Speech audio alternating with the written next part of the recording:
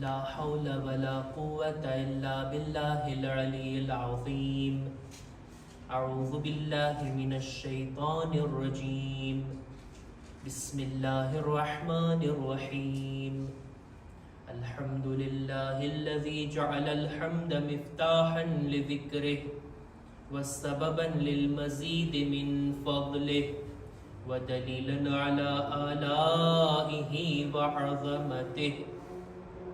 ثم الصلاة والسلام والتحية والإكرام على خير خلقه وأفضل بريته حافظ سره ومبلغ رسالاته الذي سمي في السماء بأحمد وفي الأرض بأبي القاسم محمد. اللهم صل على محمد وعلى أهل بيته الطيبين الطاهرين المعصومين المظلومين ولعنة الله على أعدائهم أجمعين. أما بعد فقد قال سلمان رحمة الله عليه: عجبت بست ثلاث أضحكتني وثلاث أبكتني. सलवात पर मुहम्मद व आले मुहम्मद.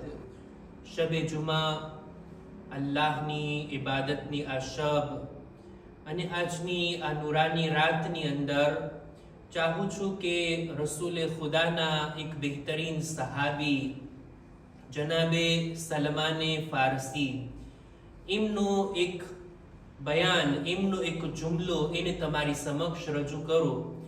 જનાબે સલમાને ફારસી કે જેમનું નામ આપણે અવારનવાર સાંભળ્યા છીએ, રસૂલ ખુદાના મશહૂર સહાબી, ઈરાનના રહેવા વાળા હતા એટલે એમને ફારસી કહેવામાં આવે છે. જો કે એમના માટે શરફની આટલી મોટી વાત છે કે તેમને સલમાને મુહમ્મદી પણ કહેવામાં આવે છે.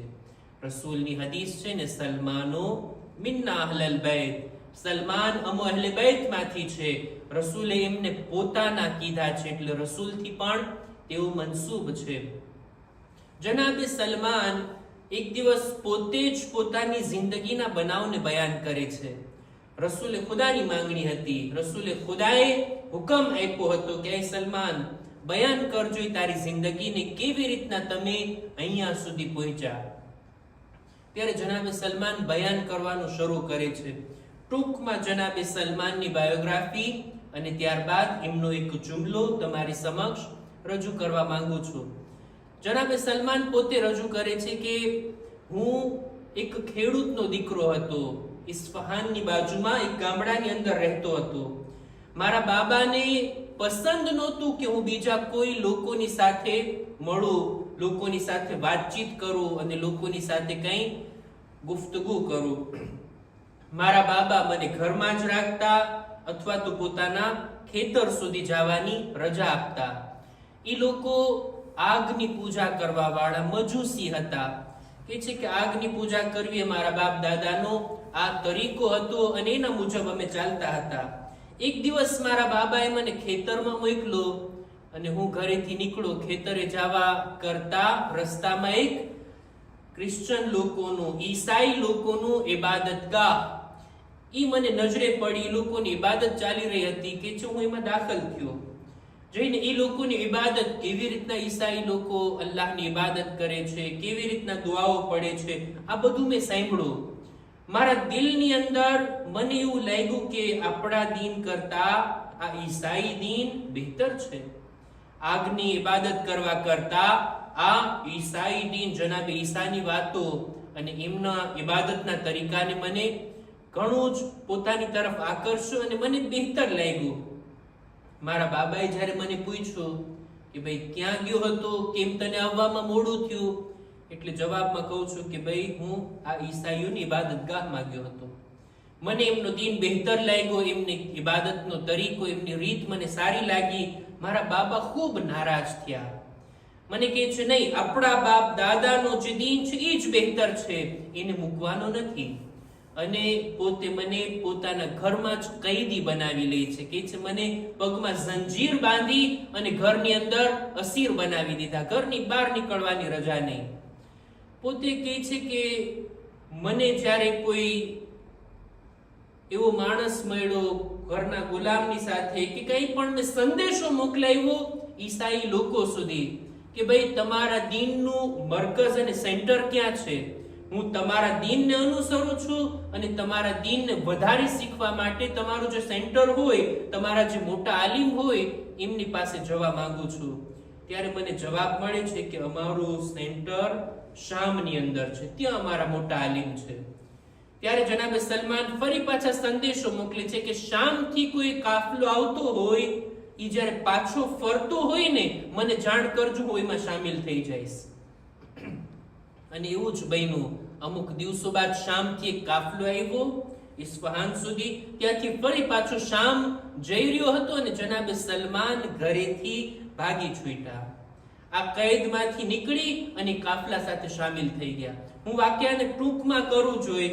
શામ પહોંચ્યા ઈસાઈઓના મોટા આલિમ પાસે, એમની પાસેથી દીન શીખવાનું શરૂ કર્યું અને ઈસાઈ દીન સારી રીતના પોતે શીખીને અમલ કરવા લાગ્યા. ઈ આલિમનું ઇન્તકાલ થવા પહેલા ઘણા જ બુઝુર્ગ થઈ ગયા હતા. એમના છેલ્લા વખતમાં સવાલ કરે છે કે ભાઈ તમારા જેવું કોઈ મોટો આલિમ છે તમારા બાદ? એટલે એ કહે છે કે હા, ઈરાકના મુસલ શહેરની અંદર મોટો આલિમ છે, તમે એની પાસે જાજો. સલમાન એમની પાસે ગયા. એમના ઇન્તકાલ વખતે પૂછ્યું કે છે બીજા ગામમાં કોઈ મોટા આલિમ છે, એમની પાસે જાઓ. એમની પાસે ગયા. 4-5 આલિમો પાસે આ રીતના ગયા. એમની આલિમોની જિંદગી પૂરી થતી અને એમના જિંદગીના અંતમાં પૂછી લેતા કે તમારા પછી હું ક્યાં રજૂ કરું. અને આ જ રીતના સિલસિલો ચાલતો હતો. અને એક આલિમે ત્યાં સુધી કીધું કે હવે બિલકુલ ટાઈમ આવી ગયો છે કે આખરી નબી ઝુહુર કરશે, આખરી નબી દુનિયામાં તશરીફ લાવશે. મક્કાની અંદર તેઓનો જન્મ, ત્યાંથી એમની દાવતની શરૂઆત અને એવી જગ્યાએ તેઓ હિજરત કરશે કે ત્યાં ખજૂરના ઘણા બધા ઝાડ હોય, એટલે મદીના. એટલે હવે જનાબે સલમાનના દિલમાં ખ્વાહિશ પેદા થઈ કે હવે હું આ મક્કા અને મદીના તરફ જાઉં. એક કાફલો પસાર થઈ રહ્યો હતો કે જે મદીના તરફ જઈ રહ્યો હતો. એટલે સલમાને પારસીની પાસે ગયા, વાત કરી કે ભાઈ મને ગમે તેમ કરીને મદીના પહોંચવું છે, મારી પાસે જેટલા પૈસા, જે કઈ માલ, જે કઈ ચીજો છે બધું તમને આપી દો, મને ખાલી મદીના લઈ જાઓ. એટલે આ લોકોએ જનાબે સલમાનને સાથે લઈ લીધા. આ લોકો જઈ રહ્યા હતા. આ કાફલા વાળાએ જનાબે સલમાનનો બધો માલ તો રાખી લીધા, એમને મદીના પહોંચાડવાના બદલે એમની સાથે ખયાનત કર્યા અને કોઈ યહૂદીને ગુલામ તરીકે વેચી દીધા. અને આ યહૂદીના ઘરે ગુલામ તરીકે ગુલામીમાં જનાબે સલમાનને જવું પડ્યું. જનાબે સલમાન કબૂલ પણ કરી લે છે, વાંધો નહીં હું ગુલામ બની જઈશ, પણ મદીના તો પહોંચી જાઓ. ખબર પડી કે યહૂદી મદીનાનો રહેવા વાળો નહોતો, એ કંઈ બીજે રહેતો હતો. આટલી મુશ્કેલાતમાં, મુસીબતમાં જનાબે સલમાન હતા કે ઈ યહૂદીએ પણ મને બીજા કોઈ યહૂદીને વેચી દીધો કે ઈ માણસ મદીનાનો રહેવાસી હતો. જનાબે સલમાન કહે છે હું એટલો રાજી થયો કે ચાલો ગુલામીમાં તો ખરા, ભલે મને વેચી દીધો પણ હું મદીના તો પહોંચી જઈશ. મદીના પહોંચી ગયા અને મદીનામાં રહેવા લાગ્યા. એમને ત્યાં જાણ થઈ કે મક્કામાં એક આખરી નબી પોતાના દીનના પ્રચારમાં મશગુલ છે. પોતે તો ગુલામ હતા, આકાની રજા વગર સફર ના કરી શકે, મક્કા ના જઈ શકે. અને જનાબે સલમાન ફક્ત ઇંતજારમાં હતા કે ક્યારે રસૂલે ખુદા હિજરત કરે.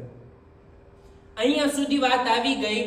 આ જનાબે સલમાને પેલા ઈસાઈ આલિમો પાસેથી જાણ્યું હતું ને કે આખરી નબી ઝુહુર કરવાના છે, આખરી નબી પોતાના દીનની તબલીગ કરવાના છે ને હિજરત કરવાના છે.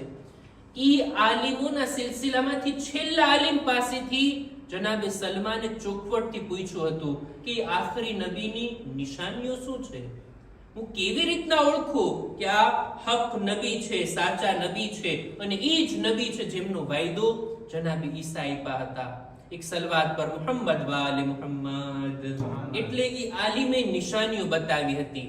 એક નિશાની આ હતી કે જનાબે રસૂલે ખુદાના શાના ઉપર, એમના ખંભા ઉપર ખુદાના તરફથી એક મોહર લાગેલી છે, મોહરે નબુવત જેને કહેવાય. એક ખાસ નિશાન છે એમના ખંભા ઉપર, એમના શાના ઉપર. આ પહેલી નિશાની.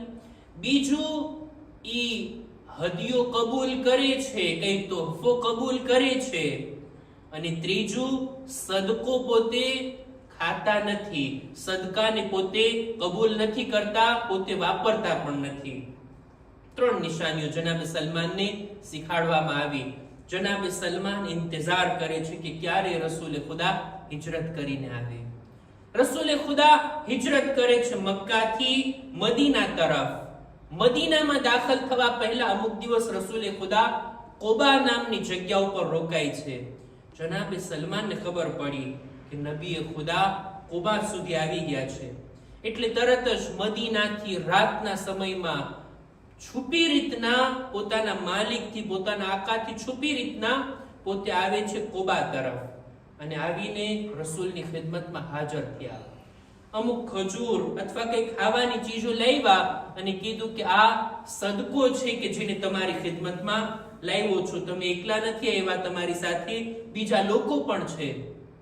રસૂલે ખુદા લઈ તો લીધા, પોતે ના ખાધા, પોતાના સાથીઓને ખવડાવી દીધા. જનાબે સલમાન દિલમાં ને દિલમાં ખુશ થયા. એક નિશાની તો જાહેર થઈ. રસૂલે ખુદા સદકો ખાધા નહીં, પોતાના સાથીઓને આપી દીધા.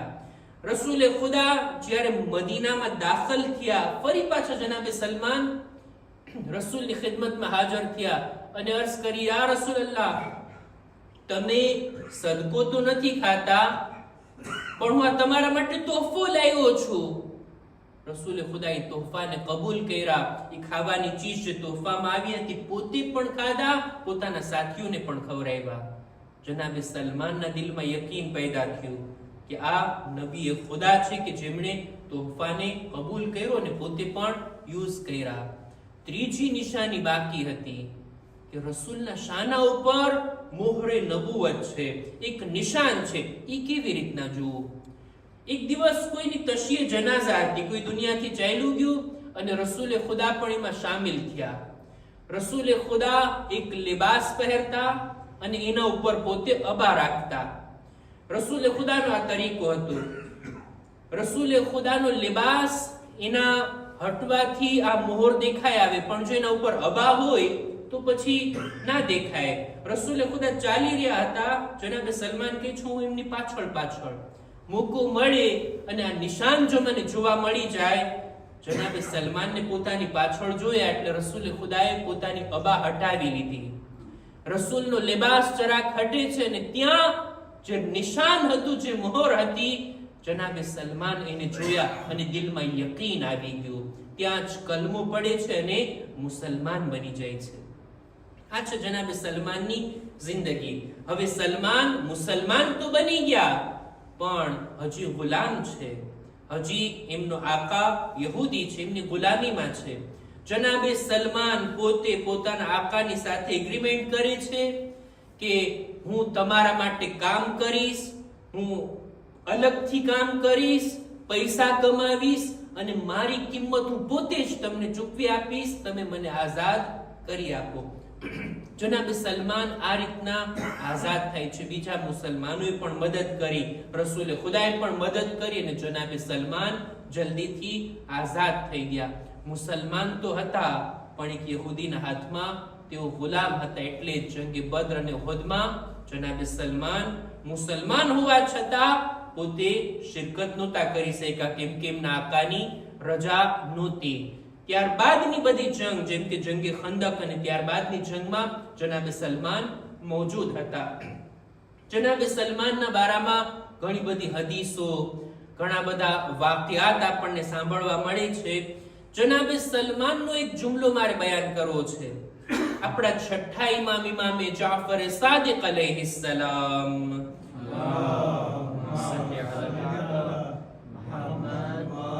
પોતે ફરમાવે છે કે જનાબે સલમાન આ રીતના બયાન કર્યા કે મારા માટે 6 બાબતો ઘણી અજીબ છે.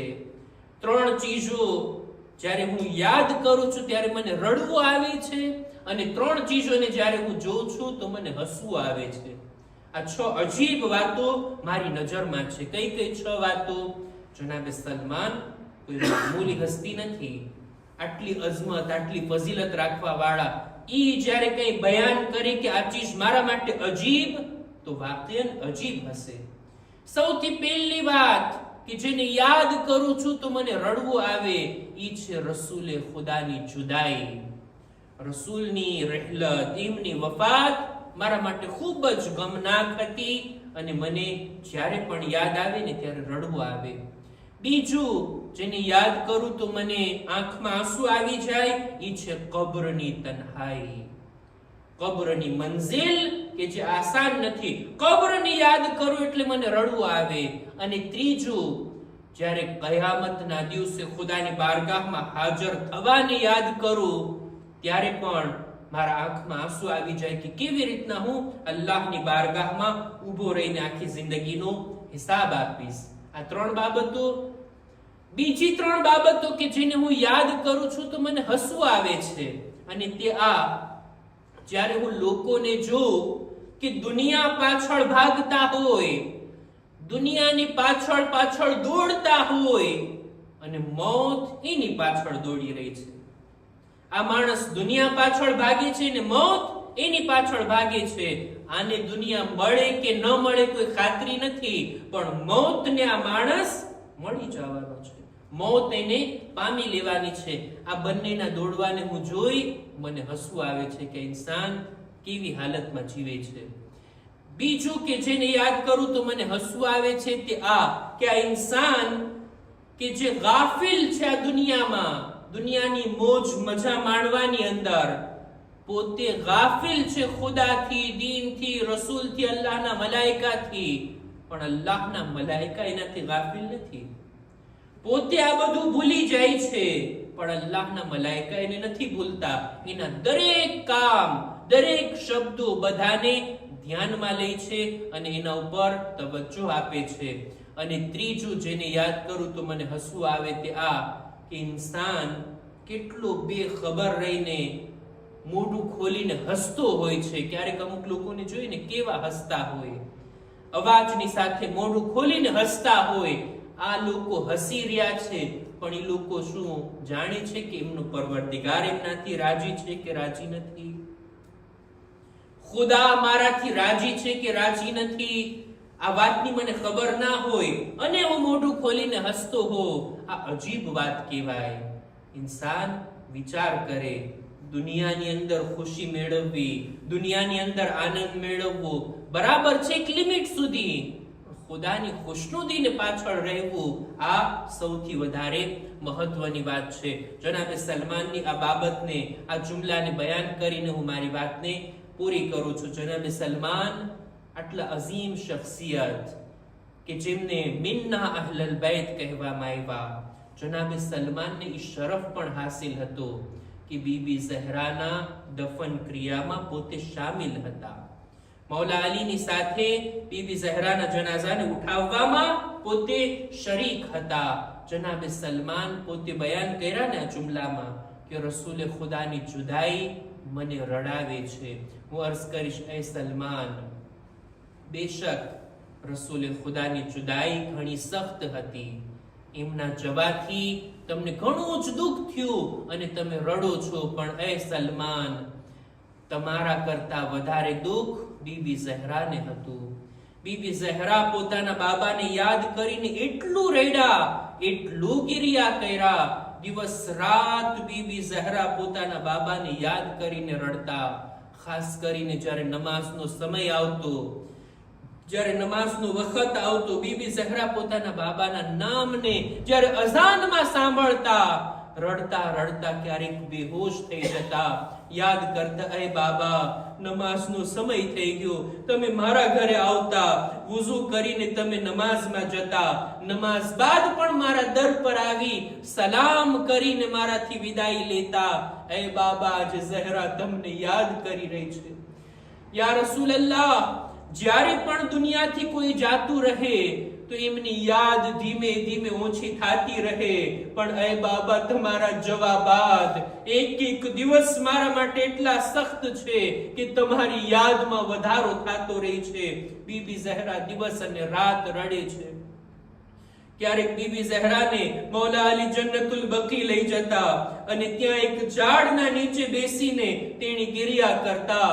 એક દિવસ રડતા રડતા બીબી ઝહરા જ્યારે ઘરે આવ્યા, મૌલા અલી એમના ચહેરા તરફ જોયા. એ ફાતિમા, તમે આટલું ગિરિયા કરો છો, પણ આજે તમારા ચહેરા ઉપર શા માટે આટલી બધી તકલીફનો અહેસાસ દેખાય છે? ત્યારે જનાબે ઝહરા બયાન કરે છે કે એ અલી, જે ઝાડ નીચે બેસીને હું મારા બાબાને યાદ કરીને ગિરિયા કરતી, આજે દુશ્મનોએ એ ઝાડને પણ કાપી નાખ્યા. આજે હું ધૂપમાં અને તડકામાં બેસીને આખો દિવસ મારા બાબાને યાદ કરી અને ગિરિયા કરતી હતી. ألا لعنة الله على القوم الظالمين وسيعلم الذين ظلموا أي منقلب ينقلبون إنا لله وإنا إليه راجعون. परवरदिगार हमारी मुख्तसर इबादत ने कबूल फरमा. खुदाया हमारा माँ बाप ना गुनाहों ने माफ फरमा. खुदाया हमारा मरहुमीन ने खास કરીને આજે મરહૂમ થયા છે તેમની મગફિરત ફરમા. પરવરદિગારા, દરેક મુમિનીન મુમિનાતની જાન માલ ઇઝ્ઝત આબરૂની હિફાજત ફરમા. जो बीमार છે શફા ને તંદુરસ્તી અતા કર. ज़मानाना इमामना ज़ुहूर में ताजील फरमा. हमारो शुमार इमना साथियों में कर. रब्बना तक़ब्बल मिन्ना इन्नका अंतस समीउल अलीम.